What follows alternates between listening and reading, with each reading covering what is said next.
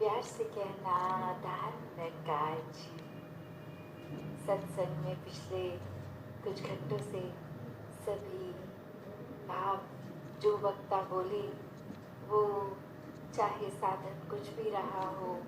भजन रूप हो, स्पीच रूप हो, कविता रूप हो, तो एक ही मकसद इस इंसानी जन्म का कि ये जीवन को जीने का तरीका क्या है। ये जीना तो है पर खुद को सिर्फ ये शरीर मान के नहीं, एक जीवन जो मिला है परमात्मा द्वारा वो सिर्फ प्रभु परमात्मा को प्राप्त करना ही परम लक्ष्य के लिए मिला है। बाकी काम काज और जो भी इस जीवन में जीते जी होता है वो तो साथ साथ एक स्वाभाविक रूप में हो जाता है, पर ये आत्मा का कल्याण जीते जी ही इस ब्रह्म ज्ञान द्वारा इस परमात्मा को प्राप्त करके होता है। तो एक आत्मा जो हमेशा से एक बंधन में बंधी हुई, एक सल्वेशन मुक्ति ये आज़ादी की बात इस आत्मा की, तो वो मनुष्य जन्म में ही संभव है। तो जीते जी समय ना व्यर्थ किया जाए ऐसा ही संतों ने सिखाया है। और जैसे ये जगह का नाम भी हल्द्वानी, तो बात वही कि हल देव आनी, कि हल कोई भी चीज़ का हो वो मन में देव परमात्मा निराकार के आने से ही होगा, वरना तो ये परिस्थितियों ने आना जाना है। तो कैसे ये आत्मा का हल, ये सल्यूशन, ये मुक्ति, ये परमात्मा की जानकारी और उसी से अपनी आप की जानकारी होती है कि वाक्य में तो शरीर तो कुछ सालों का ही है, असल में तो इस आत्मा की पहचान ये परमात्मा है। और जीते जी इस रास्ते पे चलेंगे और अपने आप को मानवीय गुणों से भर कर चलेंगे तो ही वाक्य ही ये जीवन जीने के लिए एक असली जीवन, मनुष्य जीवन दैवीय गुणों से भरा हुआ एक मुकम्मल जीवन होगा। और इसी समय फिर ये हकदार भी मृत्यु के बाद भी ये मोक्ष का, मुक्ति का। तो हर किसी ने हर समय पे यही मनुष्य को रास्ता दिया जो आज भी संत दे रहे थे कि जीने को पूरा जीवन जो मिला है उसको कैसे जीना है, एक सिर्फ समय व्यर्थ करके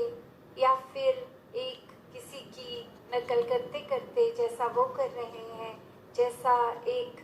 रिवाज, एक परंपरा वैसा ही बिना समझे कारणों के करना है, या अपने जीवन को हर पल जीते जी वो कारण समझना है कि किस तरह जीवन खूबसूरत बनाया जाए, ये धरती खूबसूरत बनाई जाए। जिस समय हम इस धरती पे आए, ये धरती को जब छोड़ के जाएं तो किस तरह उसको और सुंदर बना के जाना है, एक प्राकृतिक रूप में भी जहाँ एक कर्तव्य है हम सबका, किस तरह ये दूषित हवा को पेड़ उगा के भी स्वच्छ किया जा सकता है और ये कचरा ना फैला के एक उस रूप में अपनी नियमित जगह पे वो कूड़ा इकट्ठा करना, और कैसे वो रिसाइकल की भी बात आती है कि व्यर्थ चीज़ नहीं करके उसका किसी और तरीके से भी इस्तेमाल करना। वही वो बात कि ये फिर प्रदूषण सिर्फ बाहरी संसार का नहीं, ये जीते जी हमें अंदर मन को भी साफ करना है, इस परमात्मा को और बसा के जो कि पहले ही हमारे भीतर भी है, बाहर भी है, कण कण में है, हर जगह है। तो वही उदाहरण जो एक मृग का आता है कि एक खुशबू जो उसके अंदर ही होती है वो मृग समझता नहीं, और जगह जगह एक जंगल में ढूंढते ढूंढते कि ये खुशबू कहाँ से आ रही है, वो खुशबू तक जाने में भटकता है, और असल में तो वो कस्तूरी की खुशबू उसके अंदर ही है, उसकी नाभि से ही आ रही है। और कैसे ये समय फिर सिर्फ और सिर्फ वो भटकन में। तो ये पहचान परमात्मा की जब हो जाती है तो वो भटकन एक समाप्त हो जाती है आत्मा की।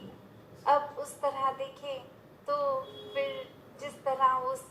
वृक्ष को बता दिया जाए कि इधर उधर भटकने की ज़रूरत नहीं है, आप जिस स्थान पे हो उसी स्थान पर ये खुशबू भी है। तो बात वही, परमात्मा हर जगह है, अनसंग है। जिस समय जैसे अभी भी आवाज़ लगा रहे थे महापुरुष के ये ब्रह्म ज्ञान की दात आज सत्संग के बाद भी ये प्राप्ति की जा सकती है। तो बात वही कि सिर्फ सत्संग में आने का मतलब सिर्फ वो नहीं कि आए एक क्रिया रूप में बैठ गए, कुछ सुना भी, कुछ अनसुना किया, कुछ अपना ध्यान इधर उधर लगा लिया, भटका लिया, पर मूल को नहीं पकड़ा। मूल तो बस ये परमात्मा ही है। इस ये कण कण में ही शिक्षा है। वहाँ इस शिक्षा को एक सिर्फ किताबी तौर पे ही नहीं, जब जितना ज़्यादा हम एक एक मनुष्य से, इस प्रकृति से जुड़ेंगे, ये परमात्मा के ऊपर आधारित करेंगे अपना रिश्ता, तो वाकई ही हर तरफ से शिक्षाएं मिलती रहेंगी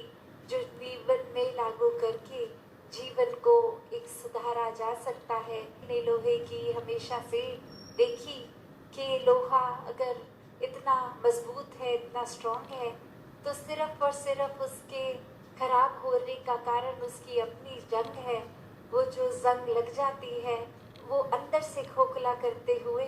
फिर बाहर की भी मजबूती नहीं रहती। तो उसी तरह ये अहंकार या और जो भी बुरी चीज़ों को हमने मन में अगर रखना है, तो चाहे बाहर से तो पहले हम ठीक ही दिखेंगे, कैसे वो मन खराब होगा, फिर बुद्धि खराब होगी और फिर वो शरीर भी खराब होगा। तो कैसे ये हमें किस तरफ अपने जीवन को लेके जाना है, वो हमारे मन में क्या है वो डिसाइड करता है। वो चॉइस है कि या तो इस परमात्मा को जो इतना स्थिर है, हर समय के लिए कायम दायम है, तो ऐसे ही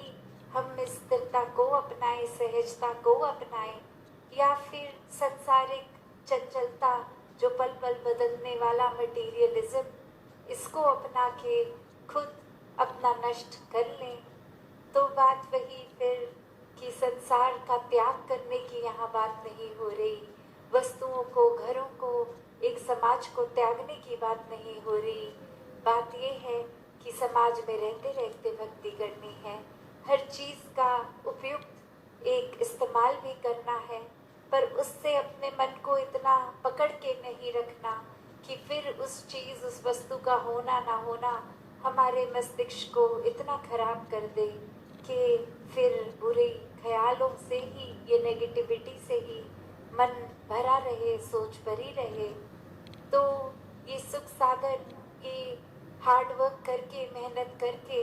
जहाँ अपने सपने होने भी हर एक के मुबारक हैं, उस दिशा में भी जाना मुबारक है। उसको एक सही तरीके से, एक बिना चतुर चालाकियों के कुछ गलत हथकंडे करने से वो उपलब्धियाँ भी प्राप्त करने वाला भी ये परमात्मा ही है। और जब चाहे ये ले भी ले, तो फिर उन वस्तुओं को कैसे हमें सिर्फ एक ध्यान रखने के लिए मिला है, एक सिर्फ ये हमारी नहीं है, जब पहले ही ये तन भी हमारा नहीं,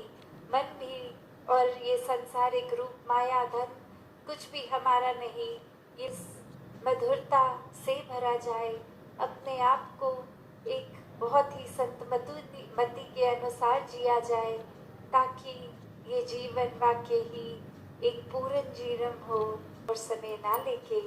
इन्हीं शब्दों से अरदास इस निराकार से कि सेवा, सुमिरन, सत्संग हर एक के जीवन में आए, ये भक्ति हर किसी की और मजबूत होती चली जाए। सत संगत जी, दान निरंकार जी।